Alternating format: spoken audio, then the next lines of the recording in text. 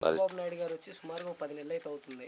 రైతుల పరిస్థితి ఏ విధంగా కొనసాగుతుంది అనుకుంటున్నారు? రైతుల పరిస్థితి అయితే అధ్వానంగా ఉంది. అధ్వానంగా ఉందంట. అంటే దేనివల్ల అంటారు?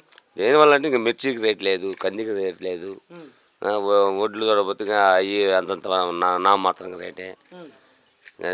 అధ్వానంగా ఉండక ఏముంటుంది, కూలీలు దొరకపోతే పెరిగిపోయినాయి, మందులు పెరిగిపోయినాయి రేట్లు, మందు కట్టలు మందు కట్టల రేట్లు పెరిగినాయి, నీళ్ళ మందుల రేట్లు పెరిగినాయి, అన్నీ ఒకదానిగా అన్నీ పెరిగిపోయినాయి. అన్నీ పెరిగిపోయాయి. రైతుకేం గిట్టుబాటు ధర లేదు. అంటే ఈ ఏడు కొంచెం పంట విస్తీర్ణం కాస్త ఎక్కువయ్యి పంటలు బాగా ఎక్కువ పండే కాలువలు వచ్చి అంటున్నారు. నిజమేనంటారా ఆ మాటలన్నీ కూడా?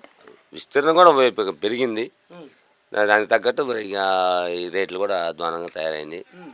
అది విషయం, అది పరిస్థితి బాగాలేదు రైతులు. అంటే పంట ఎక్కువగా వేసారంటారా ఈ ఏడు? కొంచెం దిగుబడి తక్కువే, హ్మ్. విస్తీర్ణం పెరిగిందని దిగుబడి తక్కువే. హ్మ్.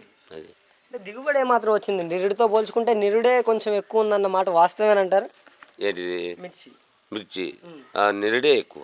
నిరుడే ఎక్కువ ఉంది. ఈ సంవత్సరం కూడా ఎక్కువ, మామూలుగా హ్మ్.